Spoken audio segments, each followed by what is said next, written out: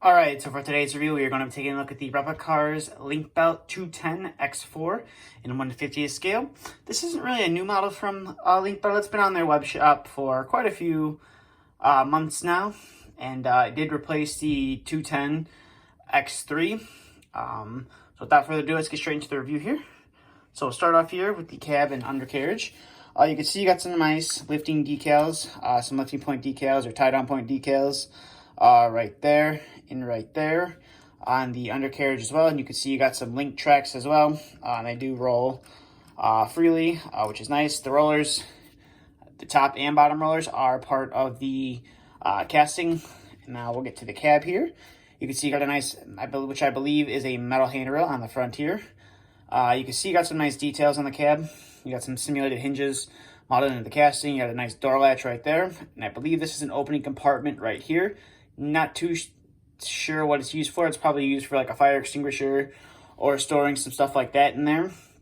I'm not too sure. Not too familiar with this machine. And you can see into the cab right there. You got some nice levers and stuff mounted very nicely to move the machine. Little control console right there, which would be able to use for your rear view cameras and stuff that are on this machine as well. And then you got a nice windshield wiper right there. And then I'm guessing this is supposed to be the simulated point where the glass, this top of the glass would open up and slide into the cab. That's supposed to be the simulated point right there. Coming to the side of the machine, you can see you got a nice 210 decal right there. You got another simulated latch right there and some simulated vent work in the casting as well. And then you have one of your cameras right there. And then you do have some handrails right here that are plastic. They're not too terribly hard to tell if they are plastic, but they are plastic. As you can see, they're easily moved. So you do want to be careful with those. You don't want to break them off. And then you got a nice little antenna right here on top of the cab as well, which is also plastic. So like I said, with all the plastic parts, you want to be very careful.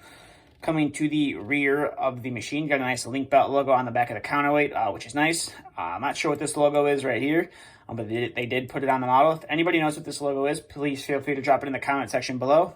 And then you got a nice, like I said, in the one of your cameras right there. You got this little simple plain exhaust right there. It's not hollowed out or anything. So it doesn't really look the most realistic when looking at it from this view, but it does the job well. And then you can see you got some nice warning decals on the back of the counterweight as well, and some reflectors as well.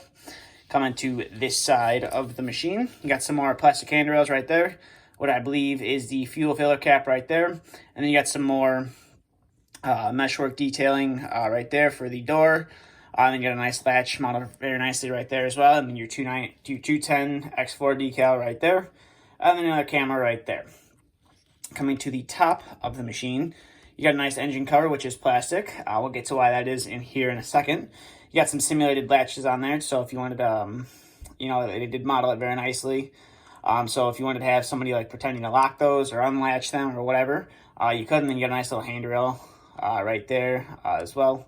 And then you got some somewhat simulated texture on top of the car body as well. You can kind of see your swing motor and stuff in there. It has some nice hydraulic detailing running to it.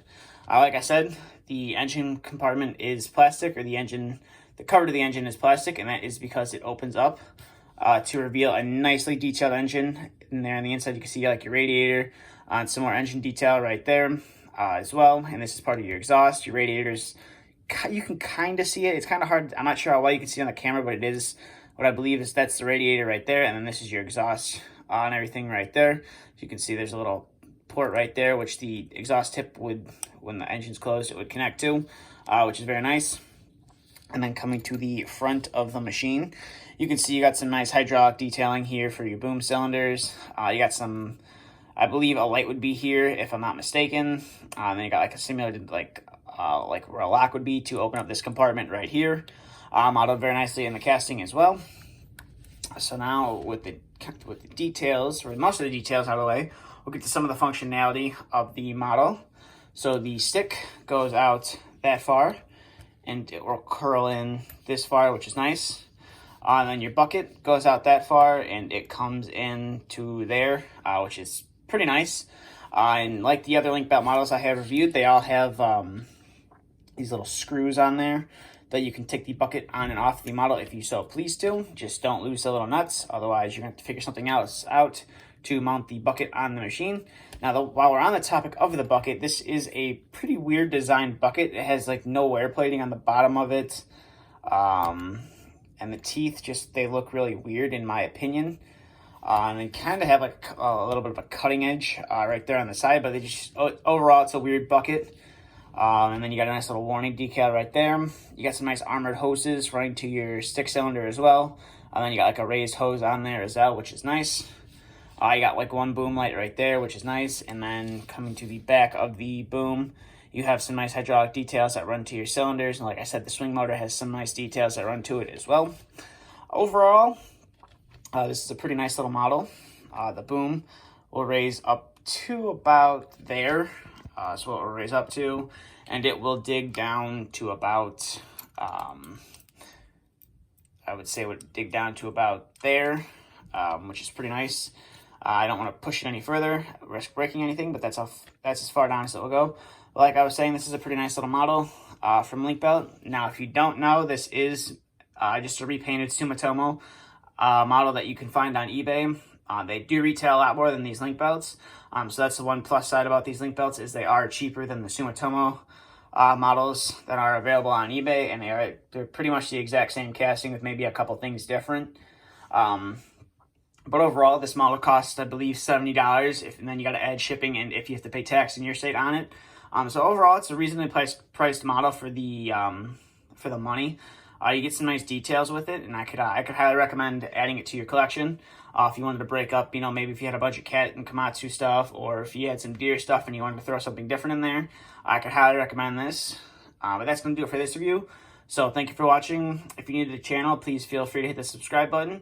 I try to upload a video at least every week, one video a week. Normally it happens on Fridays. But that's really going to do it for this review. So thank you for watching. And stay tuned for the next video to be uploaded.